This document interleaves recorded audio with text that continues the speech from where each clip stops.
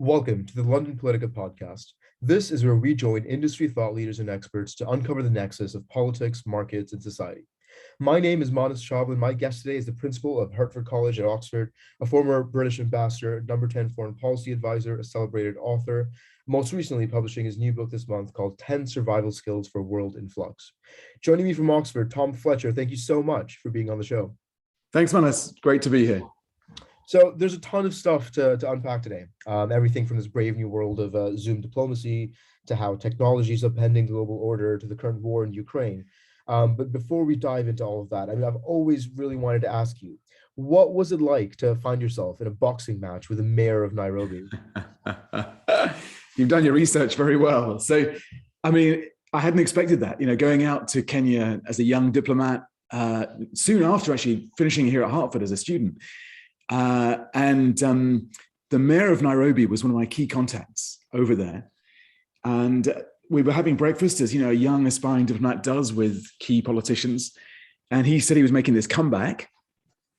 And I didn't believe him. So I said, look, if you get back in the ring, then I'll get in there with you. I'll fight you. And he said, he was raising money for an orphanage in Nairobi. And anyway, I thought it would never happen. And then I was arriving back in the country after a trip away. And there was a whole press conference going on outside the plane. And I thought, well, there must be some senior politician or VIP on board. And it turned out it was him basically stitching me up. And he'd set up this whole press conference to make me this challenge that I couldn't refuse. And there were people everywhere with T-shirts on saying, Fletcher goes home on a stretcher. And I had 6 weeks to learn to box and to have this fight in front of 3,000 Kenyans who I think were all supporting him. My motto was float like a bee, sting like a butterfly. And we had this 4-round fight, serious fight. We really trained hard and just about came through it. But yeah, that wasn't really in the rule book for aspiring young diplomats at the High Commission in Nairobi.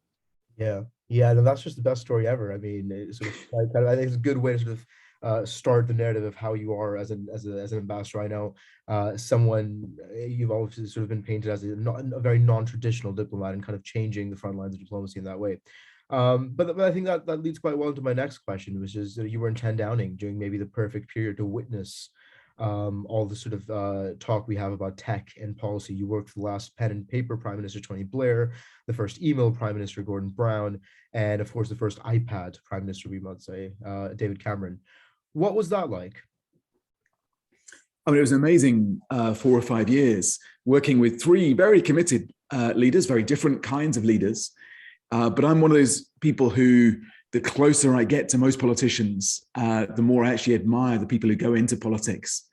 All 3 would say that they had their different flaws, they weren't perfect. But actually there's a commitment and you see close up how hard those jobs are, the decisions they have to take, the number of decisions, really tricky, kind of 50-50, 51-49 decisions every day, constantly exercising those judgments under huge pressure, normally when you're exhausted and being buffeted from all different directions by people who want you to do what they want you to do. So I have quite a lot of admiration for all 3 of them, really, and having seen them close up in those roles.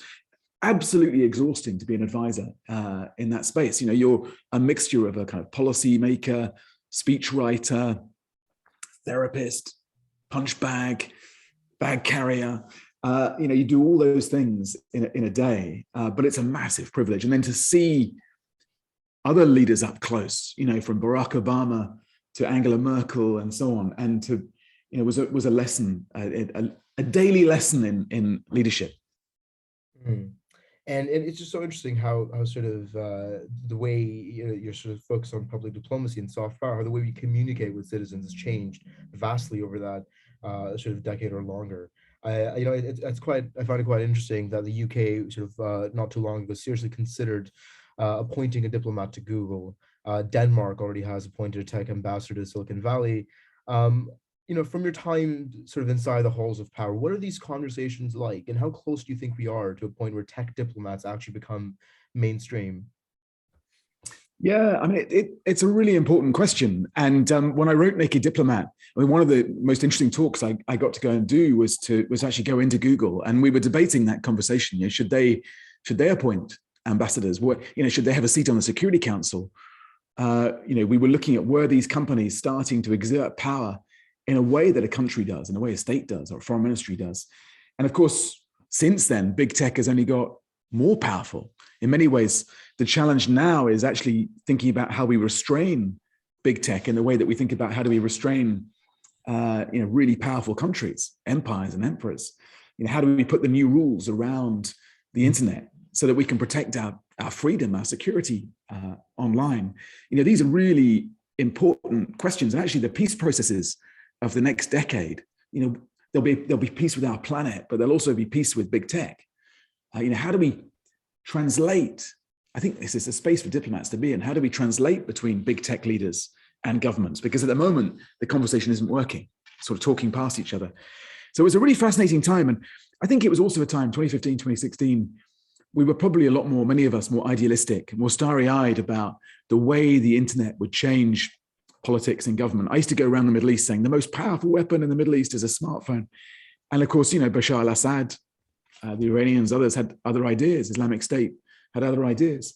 I still believe that the smartphone will make a huge difference to society across that region in time. But I probably underestimated the opposition, the obstacles to that.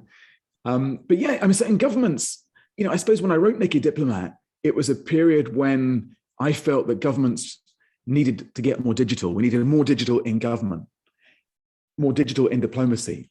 We needed to adapt much faster in order to get our message across. I kind of wonder now, writing the new book, whether actually it's the other way around now. We need more government, more diplomacy in the digital world. And so there's a natural journey there for me from diplomacy to education, because actually education is upstream diplomacy. If we get that right, then actually the world will be a safer place, which is what I hope this book can help contribute to. And I definitely want to sort of explore that crossroads a little bit more, because what I'm most confused by is the sort of paradoxical sort of thing where, on the one hand, the tech revolution, it's enabled us to see the rise of new actors that are far more powerful than many nation states. And like you said, it's just very hard to overstate how much control a Google, a Facebook, a TikTok even can have on the world right now. But on the other hand, it's empowered, big tech's empowered big government. It's in a way that we've never seen before. And often, to me, China comes, as a perfect example of that. There's obviously, concerns around Huawei and TikTok, but I think another thing people aren't paying attention at right now is they're developing their own, central bank-backed digital currencies, where it'd be very easy for the Chinese central bank to track how every Chinese citizen spends their money, which can obviously become quite problematic. So, how do you square these two trends? What are your thoughts on how tech is changing the sources of power, and is it for the better? Well, ultimately, I think we're in this period of disruption where it's easier to run around, to move fast and break things, as the expression goes. And there aren't enough people who are willing to move a bit more slowly and build things. And I'm still quite evangelical, idealistic, really, about the potential for tech to change the world for the better. But I think we have to get into this different mindset of how do we solve problems together, rather than how do we just go knock stuff down and do it faster. A lot of the last 5-6 years, I've been trying to work with tech, with big tech, on issues like global education, where clearly tech has to be a massive part of the answer to how do we get education to 75 million kids out of school. But too often, big tech kind of approaches that challenge as though these 75 million kids were a lab to experiment on, or just a market, or an ego trip. And we sort of have to reframe that conversation so that they see this as such a key part of their business model to actually support these sorts of communities. Because I think the biggest challenge of the 21st century is how do we create more winners from technological change, but also better protect those who are currently left behind, because otherwise we'll just get more and more polarization and inequality. And I think that's really important in the case of education, where you can see, I went to California, and you can see the kids of the big tech titans are being educated to think about creativity, curiosity, social emotional learning, empathy, collaboration, working in teams. And the danger is that the richest, most privileged kids on the planet will get that kind of education, And as a result, the robots will work for them, but so will the rest of us, because most of our kids are still getting an education which is built from 19th century economy and is teaching kids the skills and the knowledge which will be automated in a decade. I think you're sort of focus on education is quite interesting, because I find that a lot of other people who talk about these issues don't come to as optimistic a view because they consider other things. I mean, a lot of your work reminds me of Yuval Noah Harari, the Israeli sort of historian. And his big thesis is that data is the new source of political power. And as such, he thinks very realistically that in the near future, AI might threaten to destroy liberal democracy. And I'm curious to think how you think that narrative might become particularly relevant in the current war in Ukraine. Do you see, in what sort of ways do you think both sides mobilizing tech to their advantage, and is that a benefit? It's a really key question, and I suppose we're watching it playing out in front of us. Bizarrely, I was actually giving a talk in London on Tuesday night. As you know, the news from Ukraine was starting to filter through, and as it was becoming clearer that Putin was going to go ahead and invade. And I was giving a talk on soft power, which sort of felt quite ironic, really, because we were seeing in the background this immense demonstration of hard power, military might, proper kind of old school 19th century maps and chaps statecraft from Putin. And so I think there is a reflection there about the limits of soft power, the limits of a model where we like to promote the magnetism of our societies. And I believe, that's what will really help countries succeed in the 21st century, Britain included. And, Britain has got to be very careful to remain magnetic and not to become repellent, of course. But, out there, it's still to a large extent a hard power world. Probably more than a decade ago, it's a hard power world. And certainly Russia thinks in that way. China thinks in that way, but many other emerging powers do as well. So it's going to be fascinating to see who wins the information space. A week ago, I think I would have been much more pessimistic about the ability of Ukraine to really push back into that space, given how much preparation Russia has had for this conflict. They're actually badly losing the information war. They're badly losing the propaganda war. It's President Zelensky who's all over my phone, and who is becoming this sort of global Robin Hood figure, this global kind of resistance hero. And the Russians just seem to be very slow moving in that space, which is, it fascinates me. And so there's a lot to play for. It's interesting as well, because I think Peter Ricketts recently made the point that we don't quite see Russia mobilizing sort of domestic public opinion as we'd think they would in an invasion of this scale. And certainly that sort of soft power advantage that Ukraine might have is we're seeing it in front of our eyes.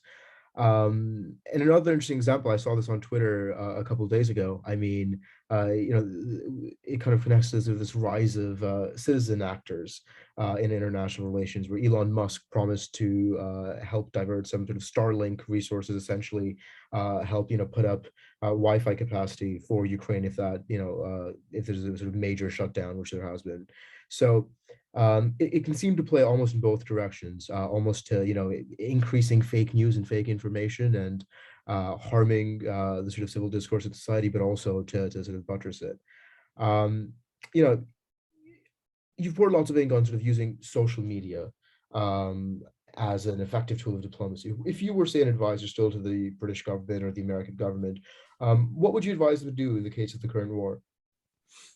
So I think social media is a key part of that. And there's a lot that can be done now, and I was trying to do it as ambassador in Lebanon as well, to talk past government elites and directly to a population. And you can see people doing that for malign reasons, and I put Donald Trump in that category, but he did it very effectively. He can really mobilize a base through social media. I'd like to see us being quite innovative and experimental about how you can actually have that conversation and really mobilize the public. Mobilize, as you say, citizen diplomats, because you see the effect that's happening having in Ukraine, but you also see the way that public opinion in the West now is driving policy to an extent it wasn't a week ago. It's ahead of policy at the moment. Real pressure on governments to move. So there's great potential in that space. The risk is that some of the social media can fall into virtue signaling at times. So, I think it's great that we fly the Ukrainian flag and that we, use the right hashtags and all the rest of it. But it has to be accompanied by real substance. Otherwise, it will look a bit feeble. And so, it's great to put the Ukrainian flag up above an embassy, but then you also have to make sure that you are making it very easy for Ukrainian refugees to get refuge in the UK. It's great to put out a hashtag about the need to isolate Russia, but then you've really got to take proper measures to go after the oligarchs and properly sanction them, even when that causes you economic damage. So I don't think you can just do the social media side without having the real substance behind it as well. Right. And I think in these sorts of conversations, we obviously want the West to use social media really effectively, but what I've often seen emerge from it in sort of previous discourse is this often sort of sometimes a Eurocentric tendency, one might say, for to kind of distinguish the West as this continuing bastion of freedom and democracy that could never use big tech in a way, say, China or Russia could. And I think the events of the last, say, 5 years and the congressional hearings of Facebook have well shown that kind of narrative is quite flawed. Definitely. There's a big need in the midst of all that for much, much more humility. And if we've learned anything from the last 5, 6, 7 years, and from that kind of disastrous Trump experiment when, an election for leader of the free world created a vacancy for leader of the free world, a guy determined to prove his critics right, we should all come out of that much, much more humble. But also in the background, movements like the Me Too movement, like Black Lives Matter, which have really forced the West to think about inherited inequality and to think about inherited privilege in a different way. The most depressing thing, apart from Putin at the moment, but the most depressing thing in terms of the social media debate about Ukraine is when you see people popping up and saying, well, this matters more to us because it's somehow in the civilized world or because it's in Europe. I find that pretty upsetting, pretty troubling that you can still hear that sort of line coming from some Western commentators. Mm-hmm. You made a really interesting point in your recent book that I didn't know about before. There's a British sort of parliamentary commission that invited Mark Zuckerberg, called Mark Zuckerberg for a hearing, and then he declined, and then they asked to go to him, and he sent an underling. That's very jarring to me. Is that, would you say, firstly, is that an anomaly, or is that representative of the sort of direction we're heading in the relationship between big tech and government?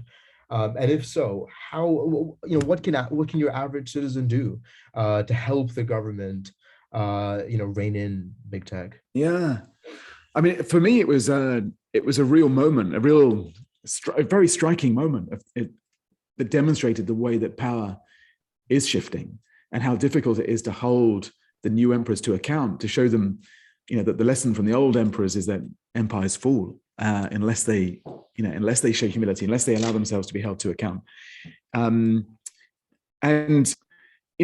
saw it elsewhere. We put together this letter, 200 plus tech leaders wrote to the UN, asking them to put rules in place to restrain the use of lethal autonomous weapons. And it took months, maybe years, to work with the UN to even decide who would draft the reply to that letter. Because at the moment, big tech completely outguns governments in terms of the resources at its disposal, its agility. And when you sit down, I went and I spoke at a meeting of EU defense ministers and was very struck by how few of them really understand tech. And so there's a natural insecurity there. They're entering a conversation about AI, for example, many of them without really understanding what it actually is. And so that does put them at a massive disadvantage when coming up against tech. So we really do have to find ways to hold these companies and these individuals to account, to update the rules, the Universal Declaration of Human Rights, the laws, the norms of society for this new tech. Because many of them are saying, we're creating tech faster than we can manage it. You need to help us restrain ourselves. And I feel it's a bit like that period after the invention of the printing press, when there was a sort of cacophony of libel and slander and noise and polarization before the rules evolved to contain this new technology. And the problem now is that the tech is moving at such a pace that by the time you start even reflecting on how to update the rules, it's moved on. Mm. No, it's very scary. Sort of end off on a little bit of an optimistic note. I mean, we've focused our discussion primarily on your bestseller books, but I think I'm a much bigger fan of this other book you've been writing, or perhaps collating, for well over a decade, collecting advice from some of the brightest minds on the planet for your son Charlie. The listeners of this podcast are probably slightly older than Charlie, but not by much. Can you tell me about this project? But more importantly, I mean, if you had to leave our listeners with one, nugget of wisdom that you've sort of found in that book, what would that be?